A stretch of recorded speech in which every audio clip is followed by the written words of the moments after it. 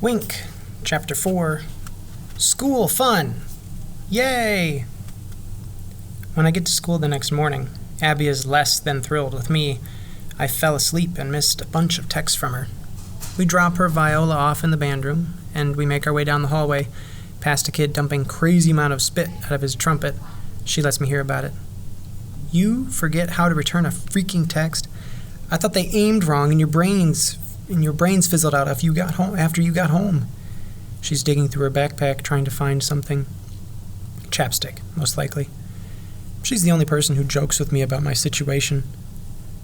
She's done it through most of this ordeal, and I literally could not appreciate it more. It makes me feel like something in the world is normal. I mean, don't get me wrong. It'd be weird if everybody else joked about it. But it's Abby. Abby Peterson has been my best friend since the third day of first grade, when I choked on some milk and a Flintstones gummy vitamins shot out of my nose. A dino, I think. She laughed so hard she almost threw up. And a forever bond was formed.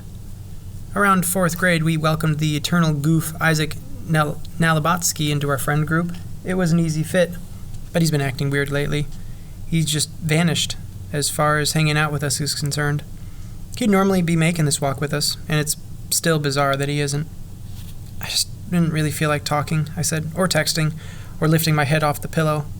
Did you do the language arts homework? I totally ignored it. Psh, I think Ms. Byer let it slide. You only have, the ultimate excuse ever. Oh, I'm terribly sorry, but I had a pure beam of energy shot into my head yesterday. She slathers on enough lip balm for 3 people. But how was it? The beam shot. Was the beam hot? We stop in my locker so I can grab my math textbook. It didn't feel like anything. I just have to lie there for a while, and then I'm done. It's pretty weird. Abby stares at me for a few seconds, thinking, yeah, that isn't going to cut it. When people ask, you really need to drama it up a bit. For them, if not for you. Okay, right. I shut my locker with a bang. I noticed a couple of girls watching us. I'm pretty sure they're 6th grade. Maybe I could say I could smell burning flesh, or I could hear my eye sizzling like bacon. You joke, but I wouldn't stop there. Abby puts an elastic thingy between her lips, gathering her wavy orange hair into a ponytail. Puts her headband in her backpack. You can milk this whole laser beam sci-fi thing as far as you want to go, friend. You're school famous. Such an Abby thing to say. If there's one thing Abby enjoys, it's standing out, which is good, as her tangerine-colored hair can be seen from space. Add to that an eccentric sense of fashion, some would call it insane, and Abby is someone you can't miss. But her nutso style helps me out. I'm all but invisible, standing next to her. Actually, I used to be invisible.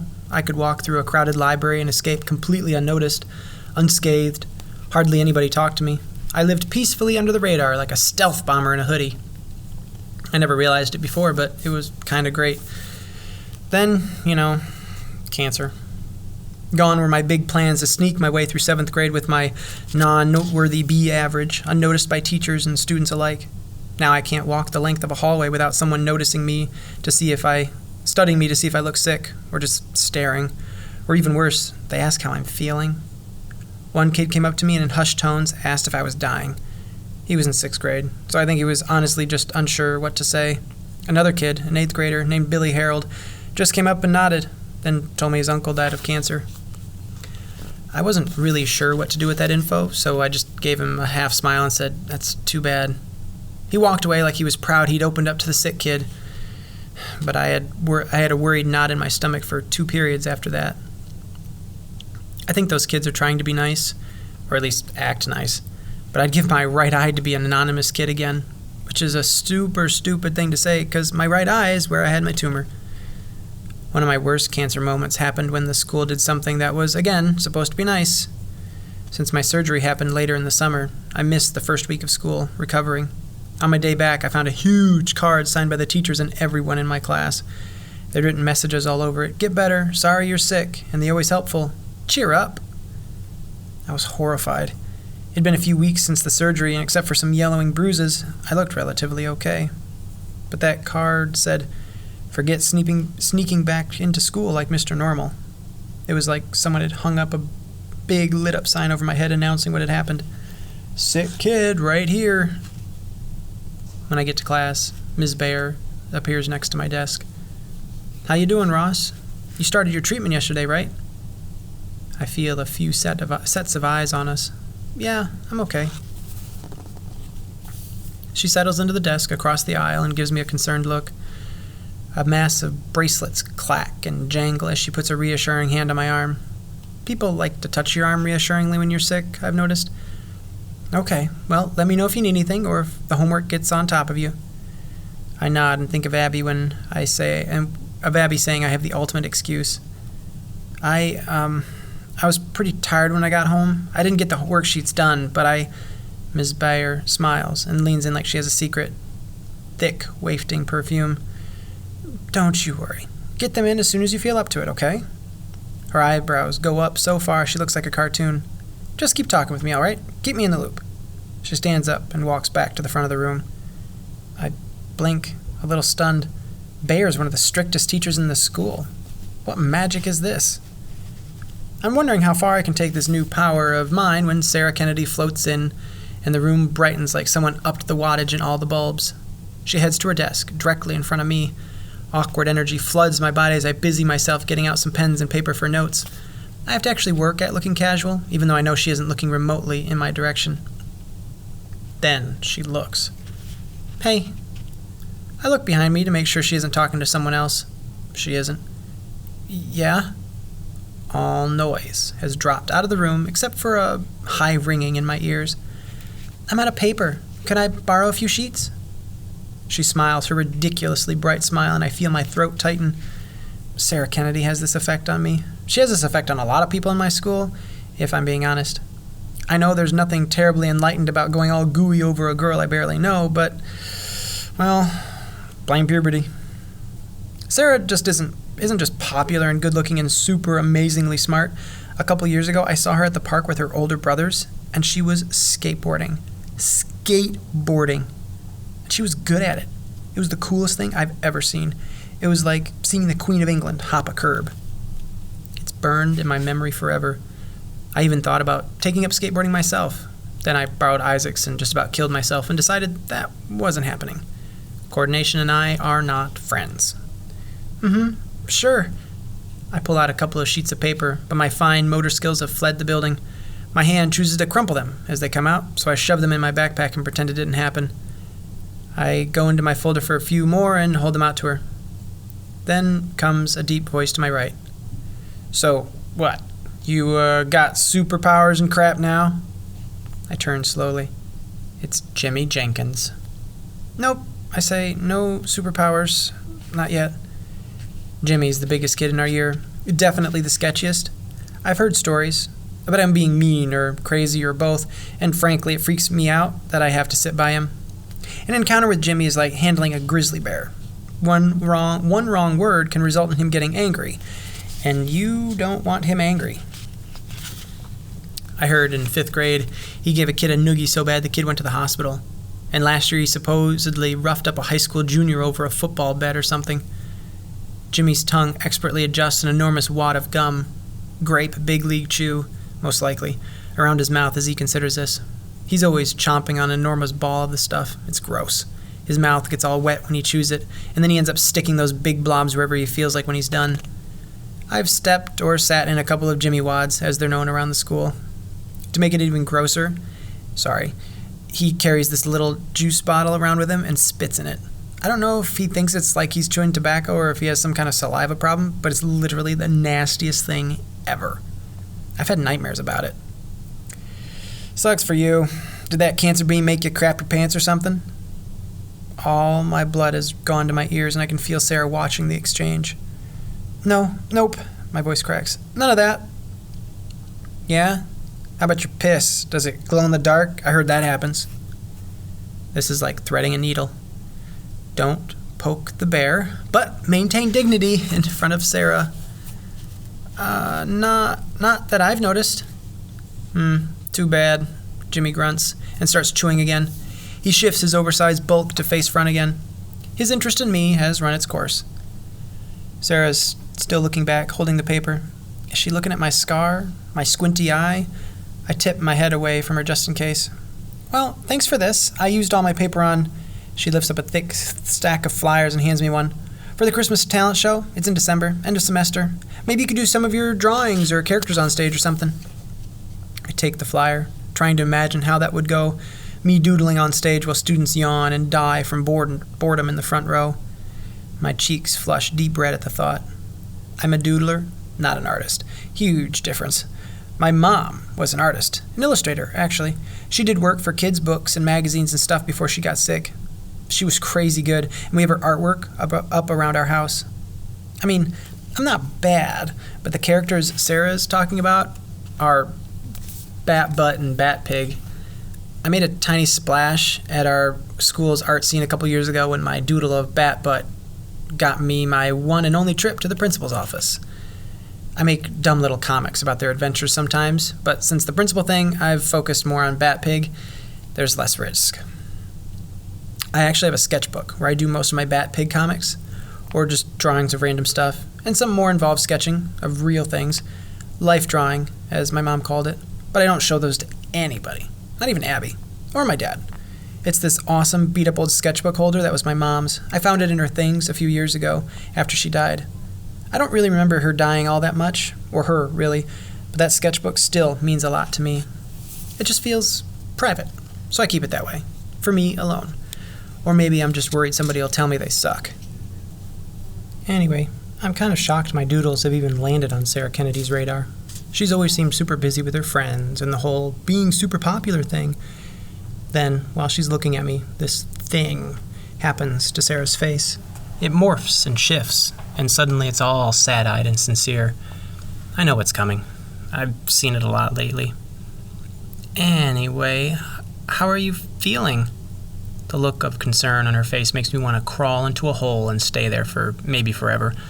I'm super uncomfortable with this prolonged, "we're all here for you" eye contact hold. I redden. "Oh, good. Yep, I'm good," I mumble. "Hang in there, okay?" She nods and gives me a sad smile and turns back around. I take a deep breath and slide down in my seat. I fold up the talent show flyer and stick it in my back pocket. I may have dorked out a bit, but my heart didn't seize up. That's a win in my book. Chapter 5, Fine Dining. Honestly, it was the nicest Jimmy's ever been to me. This gets a blurt laugh from Abby. We're eating lunch in our usual spot on the loading dock, where we've kicked our space clear among some fallen leaves. I've never seen the big slide-up door here used for anything, but it backs up to the auditorium stage, so I guess it's for that.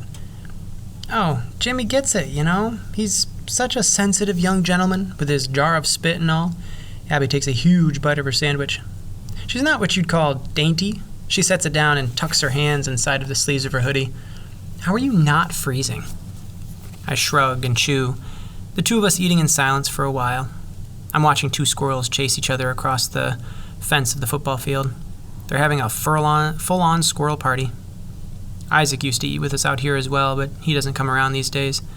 There's no question that Abby's my best friend, but it feels like something big is missing, not getting Isaac's input as well. He's a funny guy.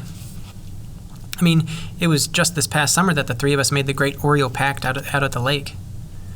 Isaac's uncle Anthony had taken us out on Lake Monroe for the day in his speedboat. A perfect late June day. We started out working on getting Isaac up on skis. Abby and I had figured out on the last couple of boat trips, but Isaac, skinny little Isaac, had yet to stay up. I remember him standing on the back of the boat while his uncle got the rope ready, flapping his thin arms around to loosen them up. The life jacket looked huge on him, but then again, so did his swimsuit. It hung well below his knees. "This is my day, people!" He yelled it loud enough so the other boats could hear. "Gonna do this. Gonna show you all how it's done," he sniffed. "Might even slalom today." He pointed at Abby and winked. 4 minutes later, he fell trying to get up and forgot to let go of the tow rope. He held on for maybe 400 feet while he got dragged just under the water until his senses kicked in and he realized he could let go. Climbing back in the boat a few minutes later, he was laughing. His eyes were wide and his voice sounded weird from all the water he'd taken on. He kind of looked like a wet rat. "I think I just got a nasal enema." Later, in a cove called Allen's Creek, where boats anchor and hang out, the three of us were sitting on the back of the boat, our feet in the water. Isaac's uncle was in the front, talking to a friend on the phone. Oreos, chips, and sodas were out as we sat and discussed some of the other boaters. 5 or 6 boats had tied together near us, and it looked like the party was in full swing. Music was drifting over when the wind was right. This is awesome. I love this. Isaac is generally a pretty happy guy, right? I mean, what's better? Abby took a slow drink. Dummy has a point. I can't remember how it started, but she's been calling Isaac Dummy for a couple of years. Isaac seems to like it. I was watching the people on the party boat. A few of them were singing along with the radio. Is that gonna be us in 10 or 15 years? Are we still gonna be hanging out here, rope swinging? Isaac crams 2 Oreos in his mouth at once and talked through them. We'd better be. 3 Musketeers and all that, you know? Abby and I nodded, but it wasn't enough for Isaac. Let's shake on it, like in a movie where people cut their palms and swear a blood oath. I looked at him like he was nuts. I'm not cutting myself, sorry. Isaac waved it away. Yeah, no, we could do a spit pact, we all spit in our hands and gross, no. Abby was having none of that. Isaac started looking around. He wasn't letting this idea go. Then he grabbed an Oreo. An Oreo pact. He untwisted the cookie and used his front teeth to scrape off the little white cream patty. Put it in his damp palm. I looked at him for a second, then nodded. That works. We shook. We did our best to smash the white filling in between. Isaac looked disappointed. Not gooey enough. He poured some of his cherry 7-Up between our clasped hands, mixing it with the white stuff. That seems more pacty. Then he turned and did the same thing with Abby. Then Abby and I did the same. Isaac hopped on his feet and spoke in a booming voice. And with this action, our Oreo friend pact is official. Then he took a mouthful of 7-Up and sprayed it in the air so it misted down over the 3 of us and over the back of the boat. Isaac! It was Anthony, and he wasn't happy. Isaac gave us a comical uh-oh look and dove sideways into the dark water. Back on the loading dock in the cold, Abby takes a long sip of her Dr. Pepper and lets out a huge burp. Well, Ross, at least after today we have definitive proof that Lady Sarah knows you exist. That has to feel good. Yeah. I wad up my chip bag and shoot it at the dumpster 10 feet away. It misses. We're a romance for the ages. Don't be so hard on yourself. You're just going through a super awkward phase right now. It's almost tragic, really, the awkwardness, but you'll grow out of it. Imagine the handsome butterfly that's going to emerge from this horrific cocoon. I stand up and brush crumbs off my jeans. Right? I hop off the dock. But, you should have seen the pity on Sarah's face. It was, I don't really enjoy being the sick kid to her or anybody, you know? I walk over and put the chip bag in the dumpster. I wish Linda would have kept her mouth shut. Months ago, when we got the diagnosis, my stepmom texted one of her girlfriends, who texted about 30 of her girlfriends. Then Linda's phone was blowing up and everyone in town knew, including everyone at school, including Sarah Kennedy. I'm still not sure what Linda was thinking. She might as well have pulled out a bullhorn and announced it to the world. Abby's always telling me to stop worrying about being the sick kid. Or in her words, I don't know why you let that stuff chew you up so much. I lean on the dock, thinking about ways to disable my stepmother's iPhone. A big gust of wind throws our hair around, Abby's especially, the cold and wind making my eyes sting. Then I remember the flyer in my pocket. Did you hear about the talent show? Sarah gave me a flyer about it. Yeah, I saw one in the bathroom. I twist around and look at her. You should do it. Play that one solo I like. I mime playing the viola. Maybe. If Sarah runs the show on the up and up. She sniffs and wipes her nose on her sleeve. I can tell she's not 100% on the Sarah train. But maybe you're onto something. Kids these days can't get enough of viola solos, right? I laugh. Whatever. You're super good. You could come up with something. Cool. I've sat and drawn out for countless hours while she practices. Let me think about it. She puts a red curl in her mouth to chew. She chews her hair when she's deep in thought. You should do something for the show. It'd be an easy in with Princess Sarah. Okay, like what? Drawing isn't much of a spectacle. Yeah, she puts another curl in her mouth for extra thinking power. It's really too bad you suck at everything. I ignore her, and we sit there for a while watching the squirrels. I sniff loudly. My nose is freezing. Have you talked to Isaac at all? She lets out a puff of air. Nope. I mean, I see him in the halls, but we don't really talk. She sniffs louder. We've been officially ghosted. It's weird. Abby nods her head and looks away. Isaac's a video game fanatic, so when we'd hang out as a threesome, it was usually at his house, in his awesome basement. He and his brothers have every game and gaming system known to man.